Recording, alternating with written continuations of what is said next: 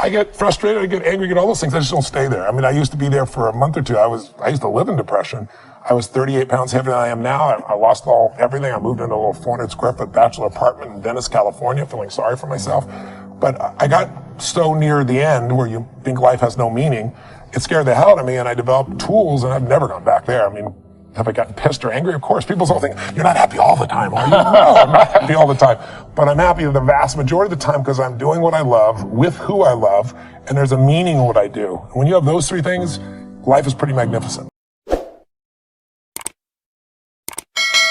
Well, I'm much more balanced than I was, but I'm still, you know, I'm stronger than I've been when I can lift at 55 years old than when I was 27, right?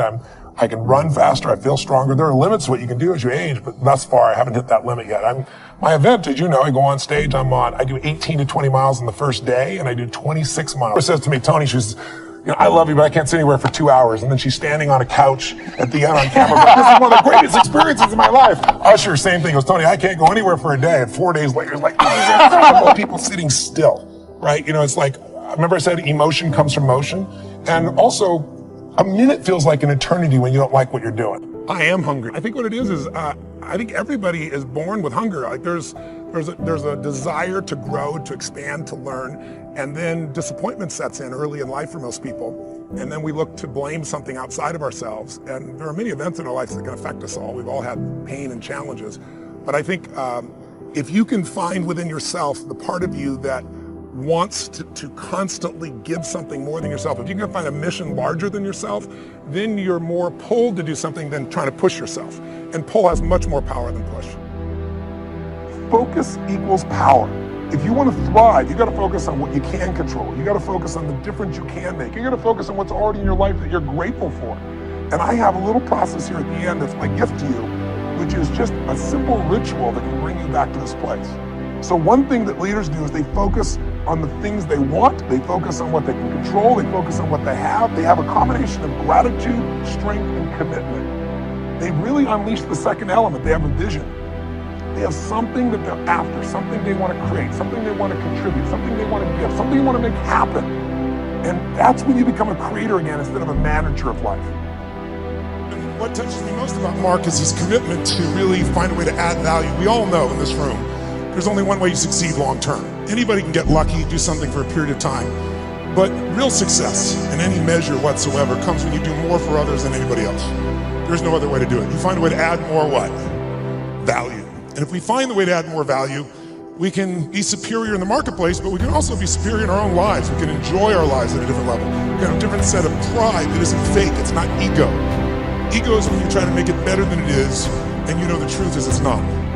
But when you really are in a position, when you're in a position where you own what you're about, and you know what you're to deliver, and you deliver it on a significant scale, then you have an opportunity to really experience not only success, but fulfillment. And this conference has gotten bigger and bigger, not only in its size, but also in its impact. And so I'm really feeling privileged to be back with you here. And I know you're working to raise 1 million meals, and I'm very, very into hunger, to say the least, primarily because I was so hungry at that stage of my life. So that's why I'm here, and I want to now make sure in the time that we're here, let's kick this in gear, and let's talk about 3 things that can truly change the quality of your life. Number 1, first of all, if you make new decisions about to focus on, try this just for a moment. Just for a second, take a deep breath in. Exhale and give it a moan. That was really pathetic. Let's try that again. Deep breath in, then make it a sexual moan and thoroughly enjoy it. Oh, that was much longer and deeper. I like that. That was good. One more time. Use deep breath in and give it a moan. Now, one of the things that I want to talk to you about here tonight, this afternoon, is really simple. And that is, everyone here is in business, and there's a problem that all businesses have. We're in the most competitive environment we've ever been in.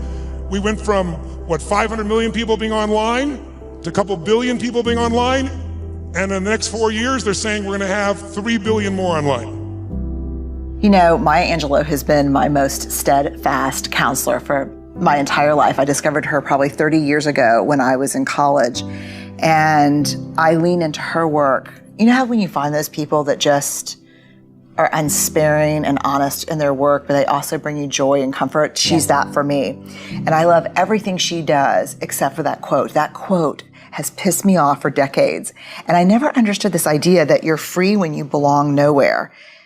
And as a social scientist, I know that belonging, I know this for sure. Like if you ask me the one thing I know for sure, 200,000 pieces of data. I know in the absence of love and belonging, there's always suffering. That I know for sure. So this quote from her about belonging everywhere, which is really nowhere, is what sets us free, was so troubling to me. But then I started digging in and I started trying to understand, what does it mean to belong? And I never thought of the concept of belonging. I thought belonging was like, we have a crew. Like a posse or yeah, a we have squad. a posse, a squad. Yeah. And belonging is something you kind of negotiate with external groups of people. But it's not. What I found very quickly is the rest of that actual quote is part of an interview that she did, where she ended up with Bill Moyers, where she ends up saying, he ends up pushing a little bit on and saying, so are you saying that you belong nowhere and to no one? And she said, I belong to Maya.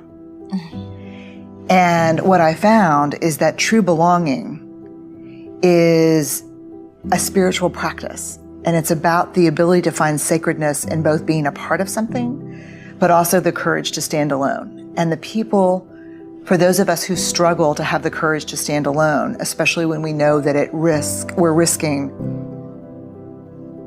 that sense of being a part of something because we disagree. Yes. Because we have a different opinion, because we love something different. That's the mark of true belonging, to be able to say, yes, I am a part of something bigger, but I also will stand alone when I need to. And then it was like, oh, you belong everywhere and nowhere, and that is liberation. We lie to ourselves. We don't tell ourselves the way things really are. And when we do that, then we can't fix our problems. If we can't fix our problems, we're not going to improve. So we have to be truthful to ourselves. I have to be truthful to myself. You have to be truthful to yourself. You have to stop rationalizing, stop making excuses, stop telling yourself little watered down assessments of where you're really at. Tell yourself the truth, so that you can get where you want to go. You can be who you want to be. You can be who you should be.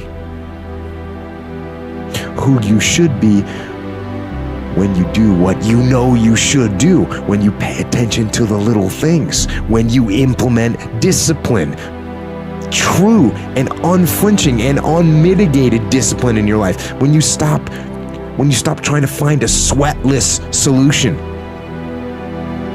when you look for weaknesses to work on, when you allow no easy excuses. And all that starts when you stop lying to yourself. When you stop lying to yourself, that's when you can become who you know you should be. When you tell yourself the truth about where you are, so you can make sure you are in the right place. And if you're not in the right place, then you can get yourself on the path to get there. Of discipline, the path of hard work, and the path of truth. I just can't explain to everybody like clearer, when you figure out who you are and do all that, you win. If you're great at painting, paint and hire a partner to be your salesperson. If somebody at 20 years old made me their business partner as a painter, they'd be the most famous painter in the world. Yet, most painters want to be the salesman and businessmen and women as well as the painter, and there's a problem. 85% of painting, 90% of people that are great at painting are artists and don't have the DNA to sell, and vice versa. All my sales friends and business friends that want to start all these businesses around something creative, I have bad news for you, Joel. You can be a great salesman, but your pottery sucks. And so that's that. So that's a very funny analogy for the following.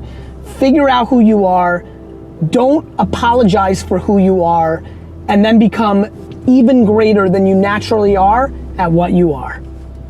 I think too many people give a shit what other people think about it as well. Well, that's the whole game's broken because everybody's too tied up into other people's opinions. I only care about my opinion of myself. And I care what my mom and wife and kids and the world think, just not as much as I care about the way I think about myself. And that's it, just that slight advantage. And I think most of you care more about what other people think than what you think about yourself, and or you actually don't feel good about yourself, right? The thing that made me smile, when you just introduced me, you said, I'm one of the most motivational people in the world, comma, and everybody I know that's met him said he's the nicest guy. There's no comparison to the better feeling of people that have actually gotten to know me say that versus millions, hundreds of thousands, tens of thousands thinking I'm the coolest. And that's it. I mean, that's it. And that's why it's easy for me to feel good about myself, right? And so I think a lot of people need to start with themselves. Maybe the reason they don't have more confidence in themselves or care about their opinion about themselves versus others is because they know they're doing things they don't like. So they need to work on that. I get offered and emailed 5,000 different requests for podcasts and shows, and what I think my friend here, let's see his name, Evan, Evan Carmichael introduced me to Bo. What Bo has figured out is time is the asset, and so if you want Kevin Hart or The Rock or Beyonce or Ja Rule or Richard Branson or Tony Hsieh or Sheryl Sandberg on your podcast, maybe you should start the 120-second podcast. And then you gotta be creative and try to figure out how you get, maybe you create the one question video show. That's it, it only shows one question. Promise you, a lot of people that you want as guests, if they see in the headline, I just need 4 minutes of your time for the one question show, a lot more are gonna say yes than, can you be on my podcast for an hour and a half?